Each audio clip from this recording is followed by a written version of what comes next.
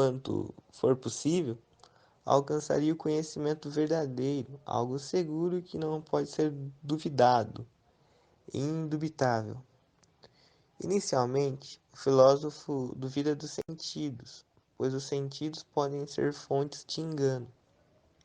A seguir, chama a atenção para a impossibilidade de reconhecer um sonho. Deste modo, tudo o que chamamos de realidade pode ser apenas elementos integrantes de um sonho. Descartes convenceu-se de que a única verdade possível era sua capacidade de duvidar, reflexo de sua capacidade de pensar. Assim, a verdadeira absoluta estaria sintetizada na fórmula, abre aspas, eu penso, fecha aspas, a partir da qual concluiu sua própria existência. Sua teoria passou a ser resumida na frase, abre aspas, penso, logo existo, fecha aspas. Em latim, cogito ergo sum. Agora vamos com algumas frases, abre aspas.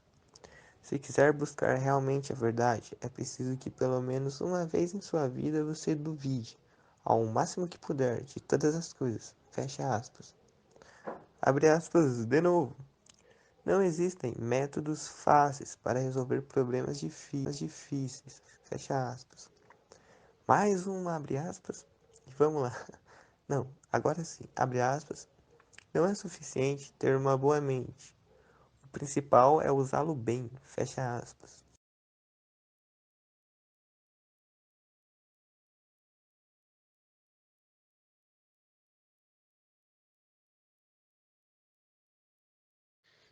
E para complementar, basicamente, o Descartes ele nos fala que a única certeza que ele tem é da incerteza e que a famosa frase penso logo existo resume muito bem isso, que a única certeza que temos é que podemos pensar e com base nesse pensamento podemos questionar o que nos é proposto e além do que nos é proposto questionar tudo até se chegar numa verdade não absoluta, mas uma verdade consistente, uma verdade verdadeira. E basicamente ele nos pede para questionarmos a nossa própria existência e tudo que nos for apresentado. Basicamente é isso. Descartes apenas nos fala que a incerteza é a nossa maior certeza, mesmo que involuntariamente.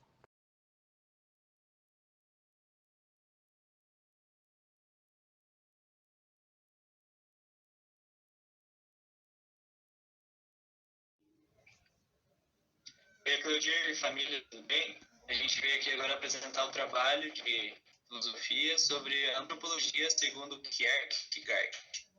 Meu nome é Cauã, eu sou do terceiro A e meu número na chamada é 8. Meu nome é Anne e meu número é o 7. Meu nome é Lívia e meu número é 20. Vou começar aqui. O meu estágio é o estético e é o primeiro estágio no caminho da existência humana. E a pessoa que passa por esse estágio é aquela que pode até ter uma vida social como a dos outros, debater temas importantes, mas ela é incapaz de ser aberta no relacionamento com outras pessoas. E não tem direção própria, pois é um caçador de sensações e melancólico. Sua vida está continuamente voltada ao prazeroso. Agora o estágio ético. Nesse estágio, o indivíduo vive compromisso com seriedade e honestidade, pois pensa eticamente e é capaz de construir um laço conjugal com o outro, que superou a instabilidade da juventude e se formou uma família. E o terceiro estágio, que é o estágio religioso, este estágio é o da fé, do risco e da incerteza. Em termos kierkegaardianos, a fé é um salto no escuro. Nesse estágio, o homem se relaciona diretamente com o absoluto. O absoluto é o único que realmente conta. Aqui, o homem se coloca ante Deus. A medida do eu é aquilo ante o qual o eu é o que é. É isso aí, pessoal. Até as outras aulas. Olá, pessoal, beleza? uma devolutiva então do trabalho proposto na semana passada, a começar então com o pensamento de Sócrates sobre a antropologia. Mas antes disso, vamos ver lá o que é a antropologia. A antropologia filosófica é a antropologia onde se investiga a estrutura essencial do ser humano. É o ser humano que ocupa, é preponderante na história, especulação filosófica, pois é a partir dele que tudo é deduzido. Então, essa forma de antropologia, essa forma de saber sobre o homem, não se preocupa somente com as características humanas, mas sim com a essência do ser humano. Fornecendo aqui, então, uma interpretação, podemos dizer assim, uma interpretação ontológica do ser humano, uma interpretação de seu ser, de sua origem, e diferenciando, portanto, de outras formas de antropologia, como uma antropologia mítica, uma antropologia teológica, uma antropologia poética, uma antropologia científico-natural. Podemos dizer, então, que a grande reflexão sobre nós próprios da antropologia filosófica, reflexão sempre renovada que o ser humano faz parte para chegar a compreender-se como sujeito. Definindo, então, uma explicação conceitual da ideia de humano a partir da concepção que esse tem de si mesmo em determinada fase de sua existência. Uma das características da antropologia filosófica é que ela não é como os demais ramos da filosofia. A antropologia filosófica é um contínuo desenvolvimento de ideias gerais, onde uma tese é seguida por uma antítese e um processo dialético, mas que, apesar disso, há uma coerência interna, uma ordem lógica que liga os estágios desse processo. A antropologia filosófica, então, ela demonstra um caráter específico.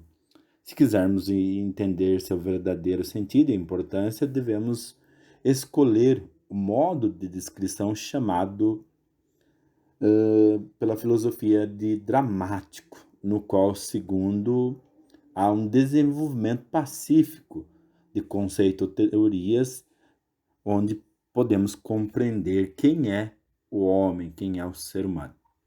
A grande pergunta, então, é: o que é o ser humano? Ou quem é o humano? As biociências, como pesquisas empíricas, um saber pela experiência, ainda não garantem, não há garantia, então, de quem é o ser humano.